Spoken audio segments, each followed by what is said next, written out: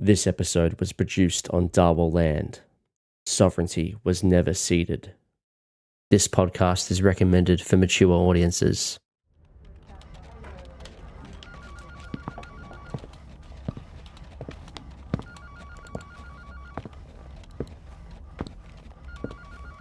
Melbourne, Australia. 21st of November, 1994.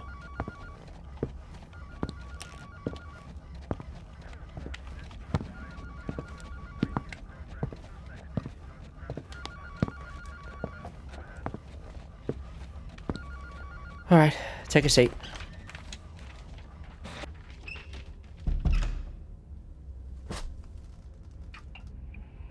Okay, I'm gonna ask you some questions, and if you don't know the answers, just say you don't know.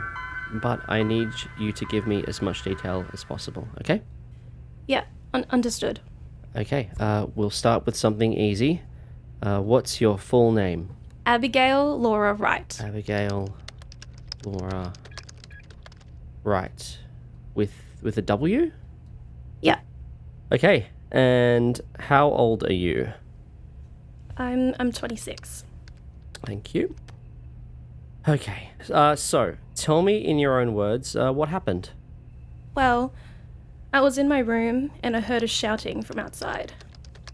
I thought it was crying, so went out to check on it.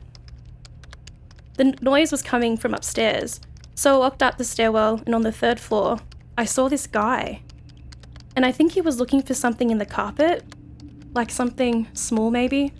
He was dressed really strangely. Like, he had some sort of robe on, and he was wearing a mask, like a porcelain one. I asked him if he was okay, and he jumped up. And that's what I saw. That's when I saw him holding a knife, and he grabbed me. It's okay. Just take a break if you need. We can go on when you're ready. Thanks. I screamed and froze, and he threw me to the floor and then ran down the stairs. I didn't see him again after that. I must have screamed pretty loud because I think Michelle from the second floor must have heard me. Okay, I'm just writing down what you said. Now, can you tell me more about what he was wearing or what he looked like? Yeah, as I said, he was wearing robes and a weird mask. His mouth wasn't covered, but I couldn't see his nose up. And you said he was shouting at you? Yes. And do you remember what he was saying? Like, was he demanding anything, like money or anything like that? It made no sense, but he kept asking if I knew where the tunnels were. The tunnels? What tunnels? What are the tunnels? I don't know what he was talking about. I'm sorry. Can you tell me what he said exactly? Word for word? I think it was something like, show me where the tunnels are. And then when I didn't respond, he yelled at me. And he put his knife up to my... I'm sorry. That's okay. We'll take a short break.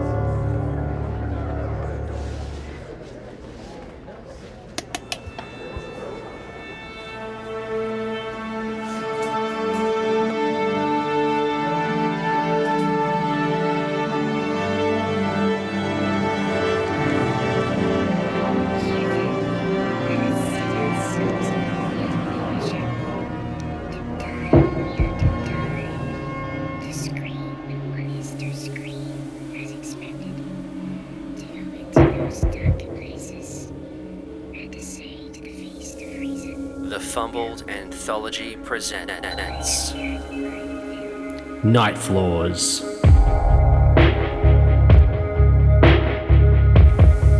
A Delta Green scenario written by Dennis Detwiller. as part of the Impossible Landscapes campaign.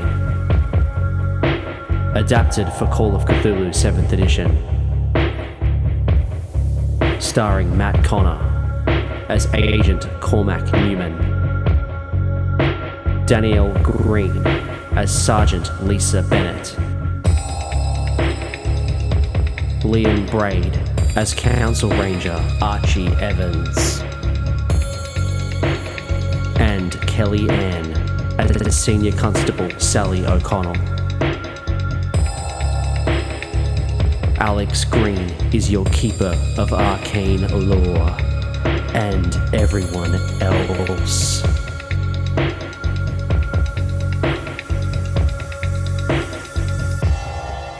Chapter 1. Operation Alice.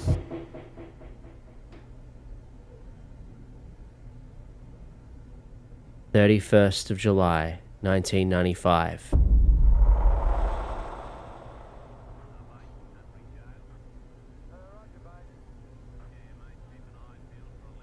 Let's begin in Canberra. It is Tuesday night, and we are at Sullivan's house with Cormac. Cormac, what does Sullivan's apartment look like? Sullivan's apartment is probably typical of a bachelor in his 20s. So he's probably got some sort of studio apartment. Maybe it's a single bedroom. I think it's the 90s, so rental prices have not gotten to the point that he needs a roommate.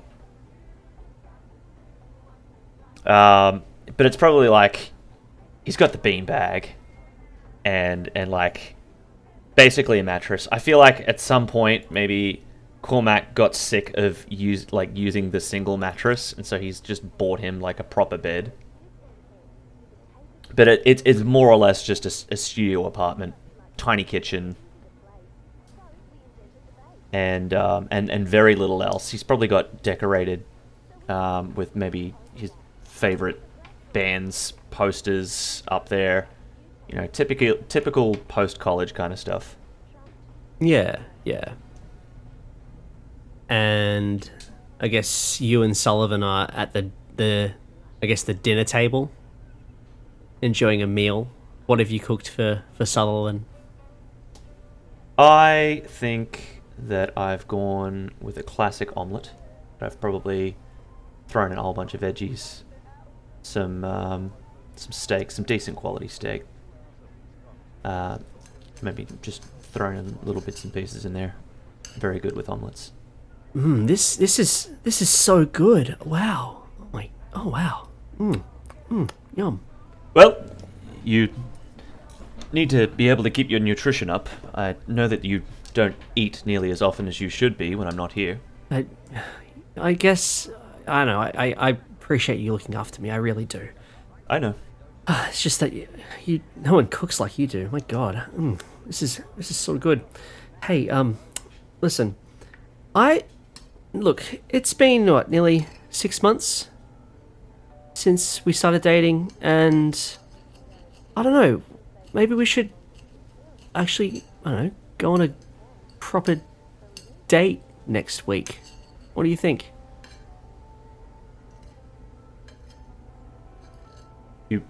Want to go back to the bar? No, not the bar. Like a proper night out. Like I don't know. Like there's that new place that opened up. Mark and Smith's on Brunswick Street. I suppose. I might be on call though. I can't guarantee anything. You're always on call. Why are you always on call? I just got back. I only just got back a week ago, and of course, I came straight here. I know, and I appreciate that, but like, I just wish you could switch off, like just once, When you find some more regular work, and you find something that you're actually passionate about, I think you'll find that one of the joys of working is to find your passion and to find something that really intrigues you, something that kind of takes you away from the day-to-day and gives you something that you don't pay attention to until the clock ticks over and it's time to go. Oh, what? You're just saying that I don't have any passion for anything? I have passions. I meant something that pays. Like, look, I can appreciate the band. I do. You're obviously good with it. You know how to work a guitar. Yeah. But it's not going anywhere. Look, it's going to kick off, all right? People are going to listen to our stuff. I'm just waiting for a big break, you know? It's going to be great. And then maybe when I'm famous, you can quit your job and we can go traveling together. I don't know. Traveling for pleasure might be fun. Oh, yeah. You always travel for work. I forget. Yes.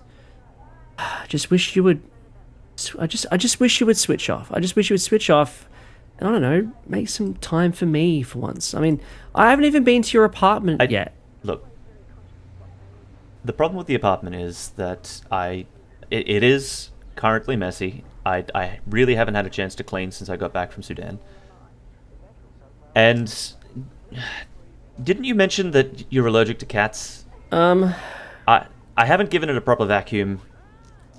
I need to make sure that Gilgamesh is acquainted with strangers. And look, there's nothing wrong with this apartment. Yeah, I know. It's fine, but like, I just wish that you put more effort into this than I put into this.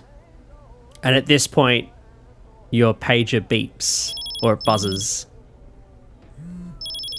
I instantly pick up and have a look at it. It says Fitzroy Gardens, 11 o'clock, August 1st.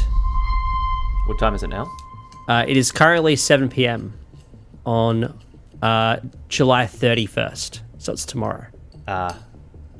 Sully, I'm sorry. I need to go. Really? Yes, I'm on call. I told you that before I came. Oh my God. I'd be on call. And they're expecting me in tomorrow. In Melbourne. Oh, fuck. Really? You just got back. How long are you going to be in Melbourne for? I can't say. So, what, we're not going out next week? I will book something when I return. I promise.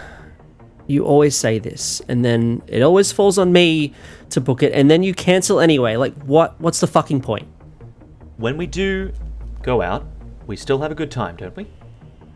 Well, yeah, I guess. Right, and you thought when we first started seeing each other that it was interesting, that you had your own little secret. You could see someone that was like a secret agent, that I couldn't talk about things, I kept things private. I told you I worked for the government. I told you what I do is very discreet. And you liked that. You said it was hot. Yeah, I did. I did say that. Yes. Well, this is the flip side of that coin. This is what I have to do. All right? And at that point, I stand up. I go to it's probably just on the back of the chair. I put my coat on. And I start just kind of getting ready. I go to the mirror, and I just kind of start fixing myself up, looking as proper as I can. And I'm just kind of not really paying attention to him at this point. Half my mind's already on the next job and having to book a flight. You probably feel like some hands sort of lightly touch your shoulders, almost like a massage. And Sullivan's voice behind you says, "Surely you don't have to leave right now. Have you got time for, like, you know, a little bit of fun?" What? Pre-dinner wasn't enough for you? No, I mean, like, come on. I had to wait all this time for you to come back. Yes, but 3 times wasn't enough for you? and then again in the shower. It's been a while, okay? It's a lot built up. Come on. I don't know when I'm going to see you again. You just said that you were sore. Maybe I'll give it this time. I turn around. I wrap both of my hands around his waist, which nearly go, they go all the way around his waist. I'm very tall. And and I kiss him very passionately. And I'll pull away and I'll look into his eyes and say, when I return, I'll take you out somewhere nice. All right?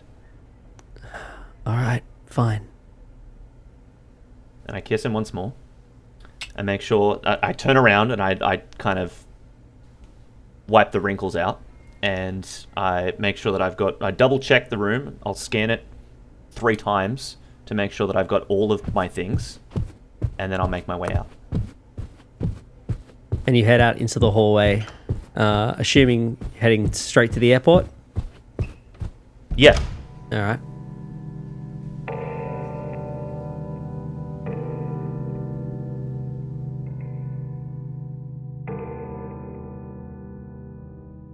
Meanwhile, over in Melbourne, it's a Tuesday night, and Sergeant Lisa Bennett is sitting in a psychiatrist chair. Lisa, tell us what you look like. Well, I'm a sergeant, but I kind of throw people off when they find that out because I am very short. So a lot of people find it hard to believe that this tiny blonde woman, who's obviously got an athletic build, but is still tiny, can hold any kind of rank in the Victorian police. I have very short hair. It's usually almost like a pixie cut. Not shaved, but yeah, it's quite short, so I can't even tie it up if I wanted to, but I can wear alternative wigs if I want to be undercover or if I want to go out and have a bit of fun at something. I don't know. She doesn't go out that much, to be fair. And then I'm lying on this psychiatrist chair, and at my feet, so where my feet would be if I was sitting and not lying, is a very well-behaved German Shepherd good boy.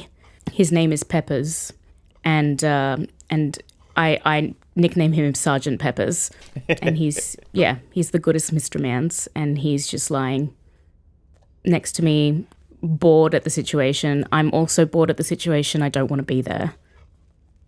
Look, I'm really sorry, and the person who's speaking is I would say a 30-something-year-old woman. She is, she's got already slightly graying hair, and she's got these thin glasses, and she's in a smart tweed jumper. And she says, look, I'm really sorry, but I know you don't want to be here. I can see in your body language that you don't want to be here, but I think it's really important we talk about the incident. So, look, I'm happy for you to sit here again, or you can, I guess, maybe open up? I mean, I've recounted everything that's happened from the incident. I don't think you really need to hear much more. My partner was killed by a madman. That's really, there's nothing much to it. I made a report. I filed the paperwork. I attended the memorial. I don't really know what else anyone wants from me in regards to this. I understand you have told people what happened, but I'm not the police.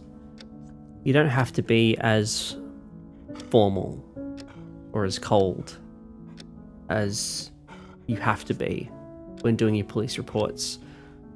I guess I just want to make sure that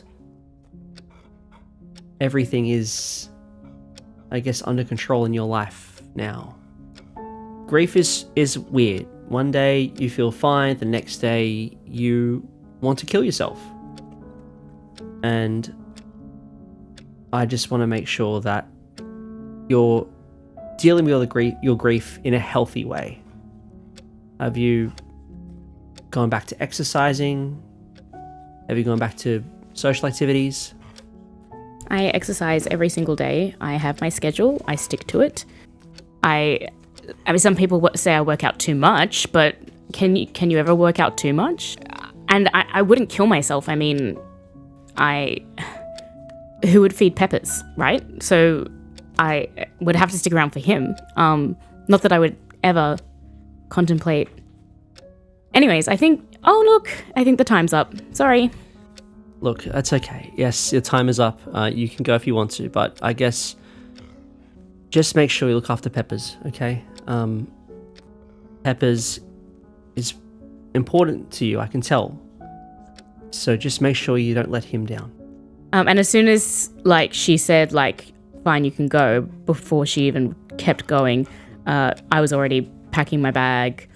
Peppers had heard his name, his ears were up. He was like, yep, we know we're going, and she's essentially letting the psychiatrist talk as she's pretty much at the door, and she just turns around and goes, okay, same time next week, bye.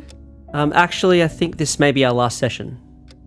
I'm going to clear you. Fantastic. All right, that's what we're talking about. And she comes back and does this complicated fist bump maneuver with the psychiatrist that the psychiatrist has clearly had to do with her before. So she's rolling her eyes as she does it, but Lisa's just yes, that's what I'm talking about, and does this weird bumping, slapping thing, and then turns around and goes, see you on the flip side.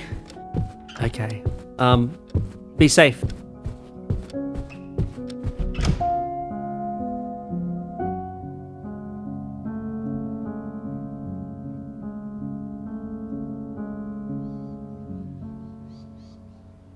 It's the morning of August 1st, and we are in the house of Archie Evans.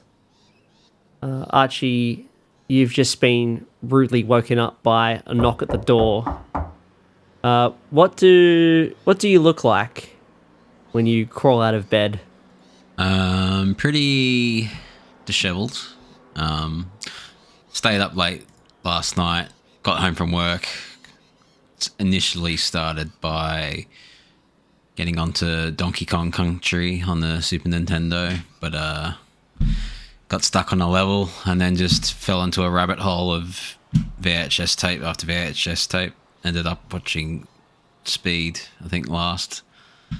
And then few beers, lots of unhealthy junk food, crashed on the bed. So I've crawled my way out.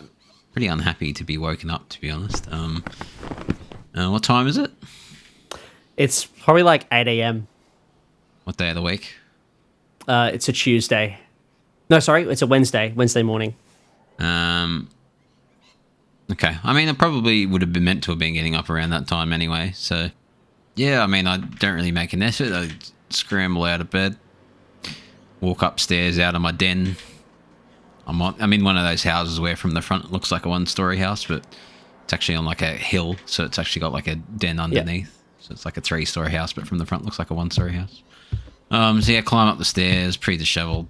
Just got tracky dacks and a oversized t-shirt with some holes in it, possibly. Open the door. It's your father, who is in a thick leather jacket, and he looks like he's probably on his way to work, but he has sort of stopped in to check on you. Son, I thought I'd drop by and see how you're holding up. Yeah, all right. But I'm rubbing my left hand, which aches a bit sometimes. Yeah, do you mind if I come in? Okay. And he lets himself in, shuts the door, and he says, look, I guess I just wanted to check in on you. You haven't really been yourself since the accident. How's the hand? Yeah, I mean, it aches every now and then, and it sort of seizes up sometimes when I'm grabbing things, but, pop some Panadol and does the job, I suppose.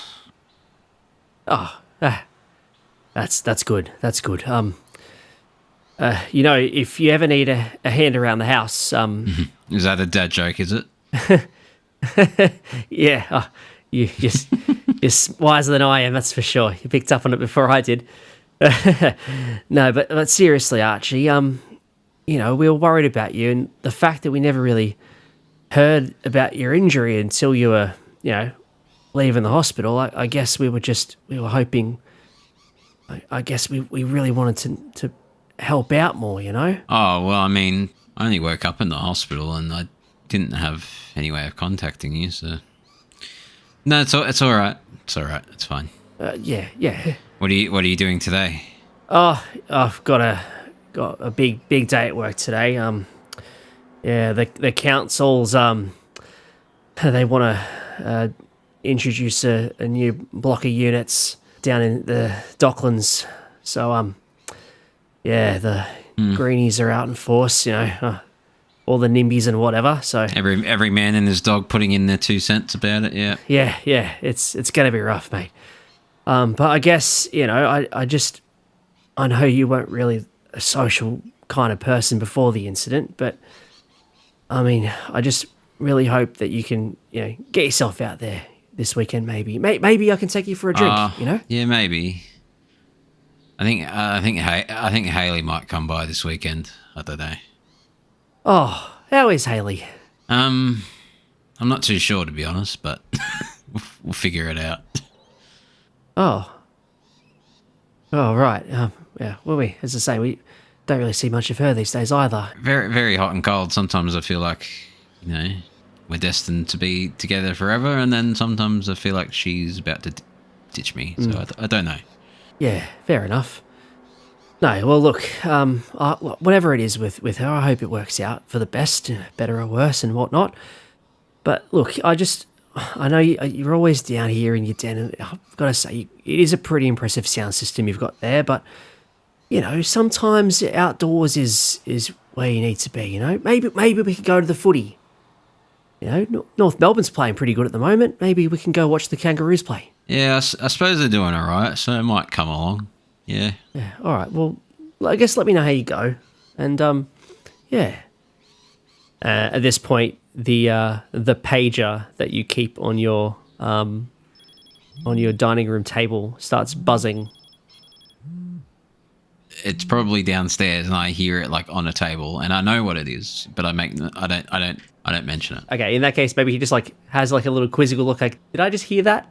Yeah, I was messing around with the new setup, and plays up sometimes. Oh, right, okay. Trying to get it ready for when the new DVD systems come out. Oh yeah, that'll be good.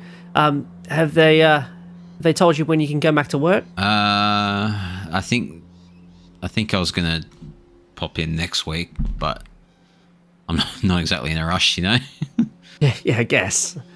It's just not good to be stuck on a work cover this whole time. You just gotta get yourself back out there. Back on the beat. It was their fault, so. I know. Just make sure that you don't do them too dirty, all right? They mean well. I work there too, It's my ass on the line if you don't come back. Oh no, I'll come back. It's just All right. Not too keen to be desk job only for a while. Yeah, I get it. You're a good ranger, Archie. I'm really proud of you. Just want you to know that. Anyway, I better be off, but you go deal with the thing downstairs, and maybe I'll see you at the game next week. Yeah. When is it? This Saturday, 1 o'clock. Sure. Yeah, sure. All right. I'll see you later. And he nods and walks out the door. I go downstairs. I look at the pager. It says Fitzroy Gardens, 11 o'clock, August 1st. Pick up maybe The Man with the Golden Gun on VHS and pop it in, and then think about what I've just seen.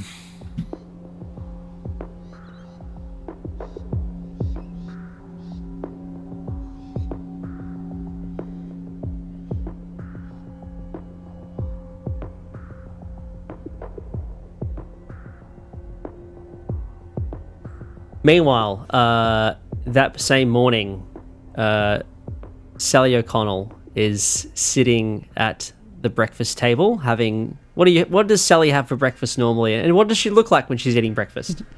So Sally is sitting at the dining table. She's sipping a cup of tea. She drinks strong tea at home and saves the coffee for the station.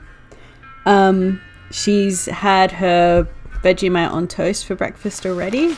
She's been on early shifts all week, so she got up quite a bit earlier than her brother and had her breakfast already and has gotten out his Weet-Bix for when he's ready to wake up.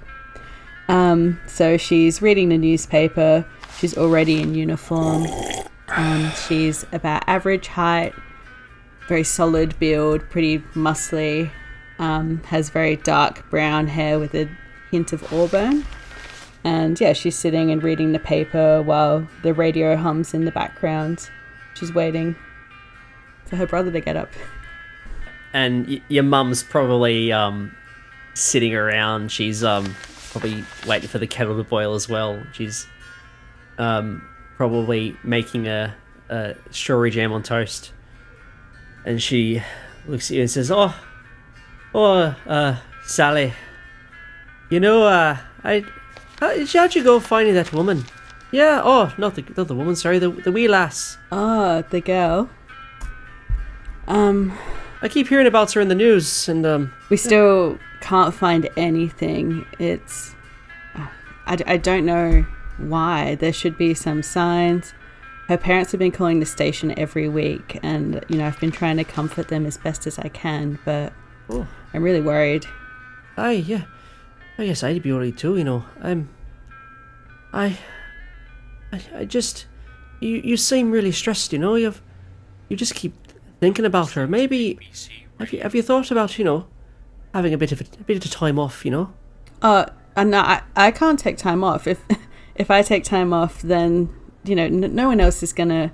Mum, no one else puts in as much effort as I do. No one's going to look into this. They don't think it's big enough to assign a proper detective force to. It's been left to me and the guys, and I don't know. I can't take time off. I just see the worry in your eyes, you know? Here, would you... Maybe I'll go down and talk to them. You want your old mother to go down and talk to her, maybe? Mum, you don't need to get involved. No, it's all right, you know. I used to be, I used to be fighting fit as well, you know. I used to be in the police. I told you that. She was never in the police. Her mind has wandered off again. Yeah, of course, Mum. Yeah, I remember you telling me. Yes, I was always there, you know. And I remember solving the case of Billy O'Bragg, you know, over at over at Footscray. He'd fallen down a well, you see, and I saved him. I did. Yes. Wow. Yes, I could go down there and tell him all about it, and maybe they can. They're so impressed they give you a break, you know. Just take the edge off. And then I think at this point your brother sort of like just curl out of bed. And he's sort of watching your mother just going on this story about Billy O'Bragg saving Billy O'Bragg up down the well. I give my brother a look like, help me. Mom, come on. Have you taken your meds today? She's like, no, I don't need your meds. No, I don't need those. They're silly. All they do is they make me tired, you know. I don't need them. Oh, they're good for you, Mom. You need to take them here. And I stand up and pour her a glass of water. No, don't make me take my meds, Sally. You know I don't like it. I'm sorry, Mom. Yeah, Mum, you gotta take them. She'll take them. Grumpily. She'll grumpily take them, yes. Well, look, you just go easy on yourself, okay? You know, it's a hard life being a police officer. I should know. I was one. So, you've just gotta, you know, try not to let things get to you. Thanks, Mum. I'm sure it'll work out. Okay, all right, Mum. Maybe you should come back to bed, all right? Oh, okay. I see when I'm not wanted here. And she sort of like jokingly brushes you off, but kind of not really. As you probably finish eating your breakfast. You get a call. Your telephone rings. I go over and pick up the landline. Is that Constable O'Connell? Yes, speaking. Yeah, you wanted down at the station? There's a new case for you. Okay, I'll be down there right away. Yep, and you do that. You hang up, quickly finish your toast, and you head off.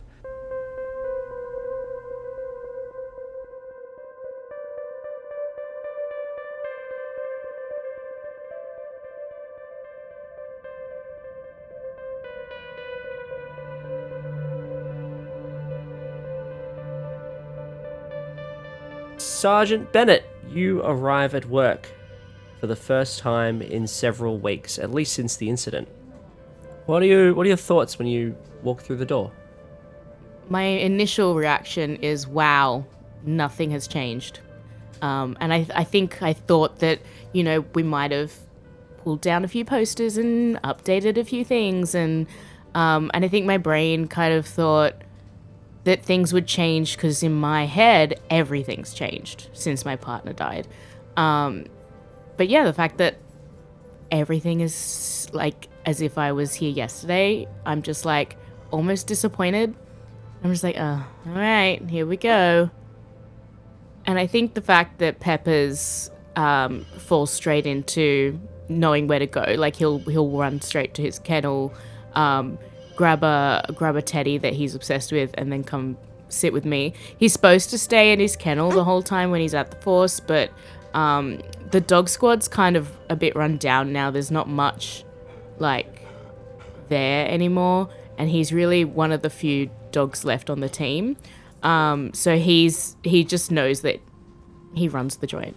So he comes back and grabs his favorite teddy, and it's squeaking away, and he's really proud of it. And he's at my side, and I'm just like, I just whistle for him to heal, and then on I go. When you walk in, the police station itself, it's this old colonial style building. There is a front desk, which is this lovely polished oak, and then there's a secure door, which you probably see Peppers is scratching at.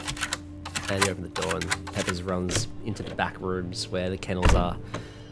The whole place smells like cigarettes. Believe 1995, you can still smoke indoors. Although people have sort of realised that you probably shouldn't, but people still do. So you do get that sort of waft of tobacco as you walk in. And yeah, the carpet's tired, and you see some police officers typing away at typewriters. Where would Sally O'Connell be sitting? So I would be sitting probably at my desk, somewhere in the middle of the room. I've logged in for the day on my computer and checking up on some case files before I need to head off to meet with the inspector. So you see Sergeant Bennett walk in. It's the first time you've seen her in quite a few weeks. What do you do? What do you say? Yeah, so I look up from my desk and I see Lisa and Peppers walking in, and I'm a bit surprised. I thought that Lisa would be off for longer after everything that happened, and I remember being at the funeral, and we were all very devastated by the loss of her partner. But I know she's someone who hides her emotions very well and always has a pretty tough exterior. So I walk over to her and say, "Hi Lisa, how are you?" And I kind of kneel down to give Peppers a little pat on the head. And it surprises me because I was trying to sneak in and make as little fuss as possible, and I brought out of I have a really it's an actual laptop, but no joke, it is about a foot thick. Yeah. In folded, that's how thick it is when folded. And you can look that up, Alex, but my mum had one, all right? And it had Carmen San Diego on it, and it was really old school, and we used floppy disks. So it is ancient. Oh, no, it's state of the art. But in our minds now, that is an ancient laptop. It looks nothing like the kind we have today. But I was really, really fortunate to get one, and I was so proud of it. And it will not run wirelessly. It must be plugged in at all times. But yeah, it's I was just like in the process of setting up this beast of a laptop, and you kind of said hi behind me, and I was like, oh Sally, hi, it's been a while. How's the have you held down the fort okay? Yeah, everything's been pretty much the same here. You really haven't missed out on anything. No really impressive cases I should jump straight into or anything like that? But as whatever the inspectors called us in for, but... Yes, I am... Look, is excitement the word to use over... No. I am keen to get back into it, I think, is the right word that I will use. I don't want to use the word excitement because then they will probably put me back in psych, and I am trying really hard to stay away from that situation. So I am keen to start again. And she kind of like feels and looks a little bit robotic while she's like trying to come up with the correct words because she's kind of scared that everyone's watching her with a magnifying glass, and she's just kind of hyper aware that all eyes are on her, and that someone's going to be like, she's not ready to return, and she doesn't want that taken away from her. And she's not sure if she can trust Sally yet as to be one of those people who's like, nah, I got your back. We're all a bit fucked up, and it's fine. But yeah, so she's just kind of feeling, I think you might get the vibe that she feels a bit robotic and mechanical in all of her speak. Yep. How was your time off? Did you get to have a bit of a break? Yes, I got really into succulents. Aww. And yeah, I got really I got gifted a succulent as part of a sorry for your loss present from one of the team, and I started like grafting, and you can like cut the ends off and make new succulents and cut the leaves off and make new succulents, and it was like, wow. And so now my house is pretty much all succulents, and I've run out of pots and stuff to put them in, so I used my grandmother's old teacup collection. It's like really fine china, but let's face it, I don't drink tea, so I was like, well, we gotta use it for something. So now they're all succulent pots, and she kind of like is prattling on, and it's a little bit manic energy. yeah, it's a little bit manic, and she's just going on and on about these succulents because she's like, I have hobbies, I'm fine and normal. This is fine, because she doesn't really know who she is without the Force. And so it was actually a really, really hard time off. And she fell into this succulent gig by accident. And does she really care about that? Not really, but it took up a lot of her time because it had to. And so, yeah, you're noticing that she's a bit manic in her response. But I think she's just, I think now that she's back, she's hopefully not going to be a bit of a shit show, because she's just so... like I said, she doesn't know anything except for the Force, so she's just ready to get back into it. Well, you should come around my place sometime and sort out my garden, because I can't grow anything. But, it's good to have you back here, Lisa. Thanks, Sal. I'll give you a succulent or two, and we'll see where they take you. Yeah. And there's some really cool, like, different ones you can try, and some of them are, like, purples and pinks, and then there's even like ones that we can like, I'm branching out a little bit, but like they're called mother of pearls, and they're really healthy, and we can give them a go, and they don't need that much attention, which is good because we are so busy and we have so many friends and loved ones to watch out for us when things happen, and we can have people checking in on us, so we have too little time to look at succulents and grow them properly and look up everything they need at the library and use the encyclopedias and figure out everything that succulents need, because there's so many people who love us and check in on us. Yeah. You know, Lisa, it sounds like you need a case. I would love a case. Where's that inspector? As you're talking, you probably notice a couple of things. First off, you do see an older man walking into the police station. Sally, you've probably noticed this man walking in a couple of times now. You know his name is Thomas Wright. And he's been asking for a couple of days now about his daughter, who has gone missing. Though it's not really a case that you've had much to do with. You've been busy with your other case, the missing 5-year-old girl, little Anna, with no luck, unfortunately. But yeah, so you see Thomas walk into the precinct. He's sort of chatting with one of the desk sergeants. Can't really hear what he's saying, but then the door to the inspector's office swings open, and you hear this gruff voice. It says, Sally, Lise, get in here. We've got a job to do.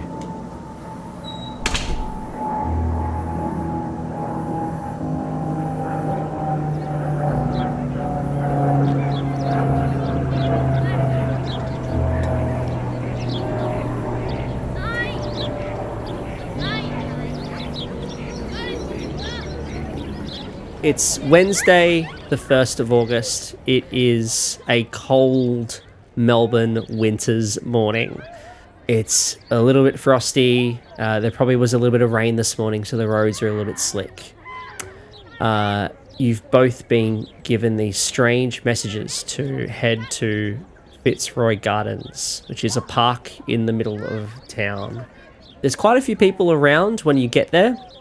There's a whole bunch of tourists, a whole bunch of visitors, children laughing, people playing with in the picnic in the park, people having picnics and whatnot. It's a bit cold, but you know, people are trying to make do with what they've got. I think there must be some sort of local festival on or something. There's a lot of people around. It's 11 a.m., right? 11 a.m. Yes, it's the morning. It's early morning, or late morning, I should say. Cormac, you probably spot a man sitting at a park bench, reading the paper, and he looks like he is just he's just sitting there. He's got a black trilby on, and he's rugged up. I'll walk up with purpose. Mm-hmm. I've got a book of my own tucked under my arm, something I picked up at the airport, which is The Will to Power and Metaphysics by Nietzsche. Oh, Nietzsche and Metaphysics by Peter Polner, that just came out. Would have been very popular, I'm sure. And I sit down next to him. I've also got my own grey suit and a grey trilby hat, almost matching him to a T, but in a slightly different shade. And I sit down. I don't look at him directly. I just kind of sit down on the bench next to him, open my book, and pretend to read. And then you probably hear the man say, Nietzsche's a bit old for you, don't you think? I'd say that the will to power transcends all ages. Were you followed? Of course not. I circled the park 3 times. Good. We're waiting on one more. He's a newbie. That's why I brought you in. You'll need a handler. Alright. Keep a lookout. You might not know who we're looking for. As long as he's wearing what he's meant to. I mean, I've seen some movies. 2 guys in suits reading newspaper with funny hats. Yeah. You probably see that, and you maybe just assume it's them. Yeah. I like to think it's like, maybe it's like the 3rd time that you've done this. You've sat at various benches and said the phrase, and they've been like, what the fuck are you on about? Yeah, probably just practicing for the actual moment. Yeah. Well, I'm not wearing a suit. I've got, denim jacket, t-shirt, jeans, so double denim. Do you want me to roll to see if I do know what I'm looking for? No, you don't need to roll. You probably see 2 men at a park bench sitting next to each other. You think, oh, it must be it. And you've got the code word. You've got the passphrase. I'll walk up and go, So, and he's very reserved and shy about this. And he's like, so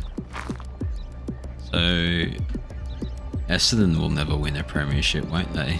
I was going to say, this is the first time Cormac's seen Archie, and I think for the sake of the audience and the description, what does Archie look like? Well, other than the double denim and t-shirt, he late 20s. His hair's not too long, but long enough that he can do stuff with it when he's not at work. Just sort of like shoulder length hair. And go pretty brown, almost black shoulder length hair. I wouldn't say fat, but not skinny either. Not muscly, just a little bit of chub on the belly. Pretty. He's looking like a guy that just hangs out at music shops and hipster cafes down in Melbourne. And you see, dressed in his grey tailor-made suit, a man who, even seated, is a full head taller than his counterpart. His knees jut out further, and his limbs seem almost too long. Under his trilby hat, he has mousy brown styled hair and a clean-shaven face. Kind of timeless face that shows neither lines or grey hair. Hard to tell if he's anywhere between 35 or 50. Essendon won't win another premiership, will they? Not without James Hird having the game of his life. And then you immediately perk up because you've been waiting for someone to say that.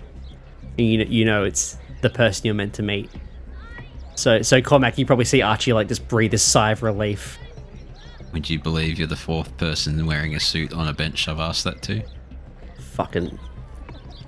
What? I keep stone-faced. Were you followed? No. Are you sure? Are you fucking sure? Yeah, I'm sure. You don't seem fucking sure, mate. I'm pretty sure.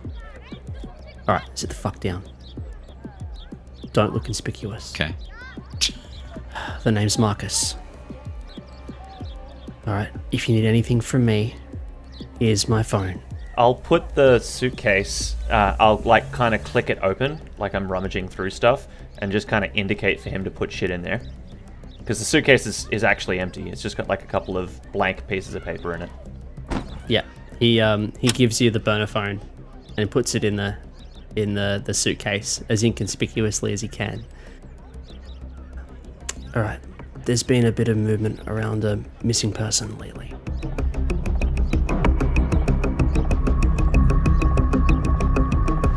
Alright, you two, sit down. Yes, sir. I just sit and Peppers is by my side, ever present as always. How's Pepper going? Peppers is good, thank you.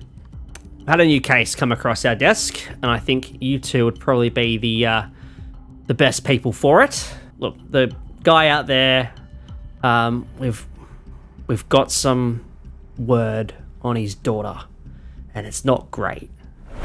Have you heard of Abigail Wright? No. 27-year-old, lives in a building over at Fitzroy. And apparently she went missing 2 months ago. GD's looked into it.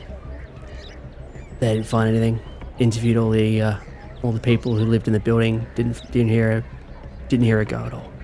The father hasn't seen her in a couple of months, so he went in to check on her. Found the place had been, I guess, I'm not ransacked, you know the hoarders, right? Apparently she's a hoarder, and apparently it's not like her at all. So he thinks she might have, gone off the deep end or something. But her credit card was then used in a service station out at Wagga Wagga. So now they're thinking it's kidnapping. We have to reopen the case, and we need missing persons on it. So here we are. And so what makes you think kidnapped rather than murdered and possession stolen valuables and someone's just using a card? Yeah, it's pretty easy to steal a card. Yeah, well, I mean, you're the detectives. That's why you're here. But either way, now they're suspecting it may be foul play. What we're concerned about is the photos taken of her apartment Well, they found potential occult symbols. And Friendly and Vicpol let us know. And here we are. Do we have copies of the photos? No, I don't. But the plan will probably be to get you in there. We've got the New South Wales police looking into the logger thing, but we just need, I guess, another pair of eyes on this crime scene. Think you can do it? Piece of cake, mate. We just need to have a read through the case files. Do I have any witnesses? What have they found? Can you get Elaine to put all the files on our desk, please, mate? And he says, yeah, I'll get you the files. That's fine. No problem at all. Make sure that if anything unnatural was involved in this woman's disappearance, that it is dealt with. Understood? Blackout operation. Understood. Right. Here's the key, and he gives you the key to the apartment. There's a lot of shit in there, and you're probably going to be spending a lot of time looking at it. So, yeah. Honestly, nothing Peppers can't handle. He looks at Archie. Understood? Was I explained anything about this blackout or what my role was before I came here? This is all you need to know. Deal with it. This is one more thing. The AFP are going to be coming around, and look, they're going to send a couple of agents as well to look into it. All right? Oh, those grubs, can they just keep their mitts to themselves for once? I've got some AFP badges I made up this morning, and he gives each of you a badge. Looks pretty legitimate. It probably is a near perfect forgery of an Australian Federal Police badge. They're expecting 2 agents from the AFP to assist in the investigation. So it's going to be you two. If you need anything, just give me a call, and I will respond. And if there's anything you need, let me know and I'll get it to you. Okay. Understood. If you can find anything to make the old man happy, just so he can sleep soundly in his bed, but, don't tell him too much because he's gone a bit crazy, and I don't want him to go off the deep end or go post or something if we tell him his daughter's dead or some shit, alright? But until then, just take it easy. Don't leave any trace. If there's anything unnatural involved in this woman's disappearance, you deal with it. Our temporary residence while we're staying here. You can figure that out. He gives you a file. Have a quick glance in it. Or a quick glance in it would let you know that the file contains a few things. It's got a full dossier on the Abigail Wright case. Is it right or white? Just for my notes. Wright. Abigail Wright. It's also got, as I said, it's got the AFP badges. It's got, about $1,000, which is enough to get you a place to stay at a hotel for a bit. There's probably also just a newspaper clipping of just talking about how she disappeared. Last anyone saw her was 2 months ago. At this point, Cormac, you probably hear a commotion within the park. Sounds like music. It sounds like the music is coming from an old phonograph. Like, it sounds really crackly. It's got that crackly quality to it. And the music sounds like this. It's a drum beat. Like, it's a relentless drum beat. It's a boom, boom, boom, boom, boom, boom, boom. And you hear this. And for some reason, you're just drawn to it. You can't really explain it. It's just this drum beat that sort of just hits you, and it just sort of infests your brain slightly with just how piercing it is through the dim of the crowd. What do you do? I close the suitcase once he's got all of his stuff, and I ask, without looking at him or at Archie, do you hear that? Archie, you don't hear anything. Well, Archie hasn't been saying anything because he's got no idea what's going on, so he's just going to let this other guy that seems to know what he's doing to do all the talking. Marcus is like, what are you talking about? What music? And you just keep hearing boom, boom, boom, boom, boom, boom. And then you start to hear, like, it sounds like an organ being played, like a dirge. It's this really low and slow humming of an organ. And it's playing this strange tune. And at this point, you can't help it. You probably sit up and you start walking towards a crowd that has gathered in the middle of this park. Quite a large crowd, probably, let's say, 50 to 100 people. And they're just sort of standing around watching, almost like they're watching a busker. And as you approach the crowd, you can peer into what they're looking at. And you can see this, looks like a child, but they're dressed up in a clown suit. And they have a mask, a clown mask. And yeah, he's doing this dance, this strange dance in the middle of this park. And he's got this coverall that is decorated with these geometric shapes, various colors. And you closer look, this mask has this smile showing rectangular teeth, and its eyes are black slits. At least the mask's eyes are black slits. And as it's dancing, it's dragging a ribbon-covered paper dragon on a string. Sorry, not a string, on a stick. And he's dragging it through the air. And as this music is going boom, boom, boom, boom, boom, boom, boom, he's sort of, this dragon is making this shape. And it's a very strange shape. Give me, if you want, you can give me an intelligence roll.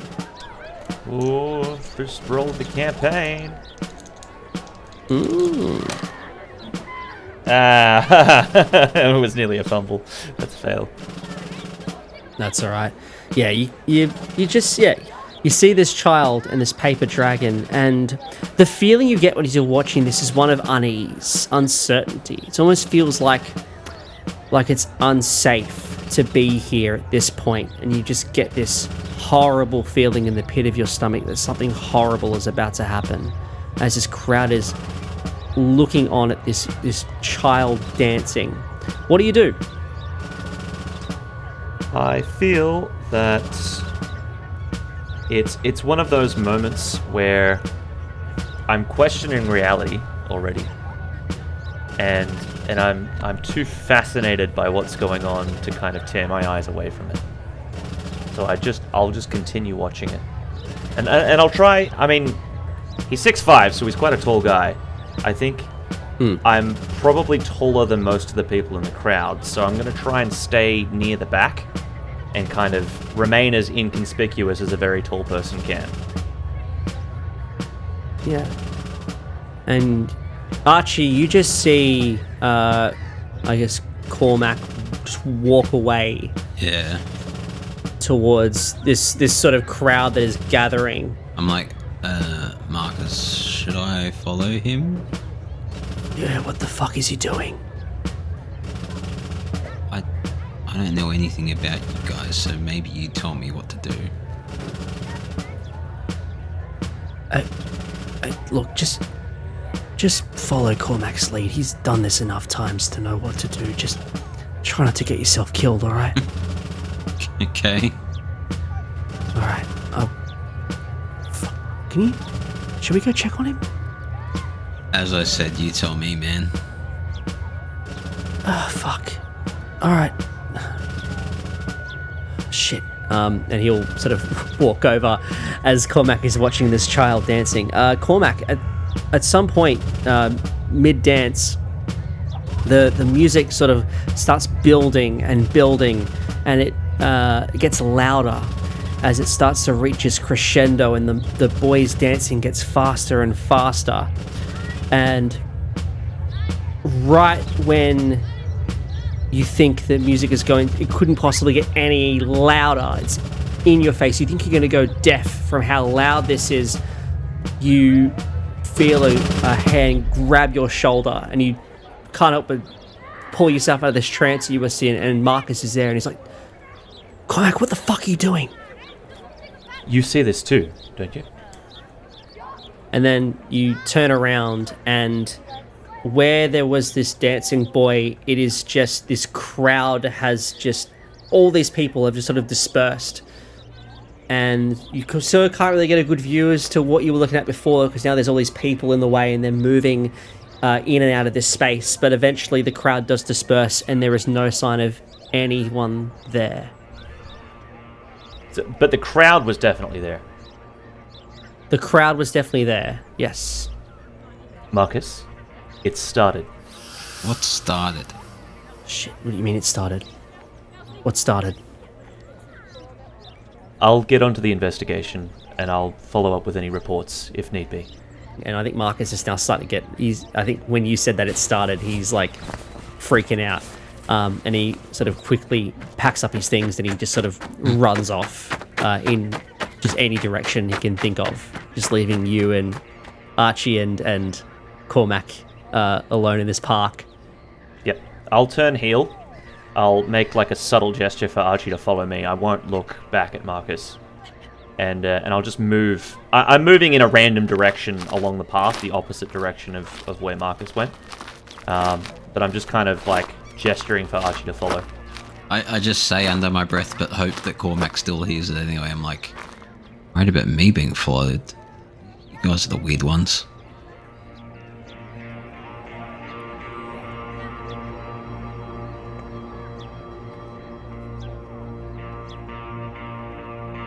You have been listening to the Fumbled Anthology. New episodes are released every Sunday. For more information about the podcast, you can check out our website, fumbledanthology.com. You can also find us on Instagram and on YouTube by using the link in the show notes. Join us. And if you're feeling extra generous, you can check out our Patreon via the same link. If you enjoyed the episode, please consider shouting at us from the void by rating us on your chosen podcast platform or by leaving a nice review or comment. Every bit you do helps us grow our podcast. Thank you for listening. See you next week.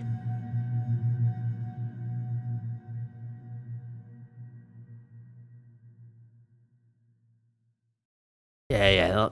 I know, the AFP are going to be coming around. Can you stop interrupting when I say the AFP are going to be coming around? It's bring your kid to work. The inspector's like bouncing. Why on top of his knee. I had to bring him to work because like the day he's sick and I couldn't take him to daycare. I know, Dada, yes, Dada's here, it's all right. So if you got it, if something's happened to her, don't come back until you got answers, please. I'm sorry, this scene is so much better with the idea that he's having this very serious conversation while he's trying to burp a baby. Well, he's got a child on his lap.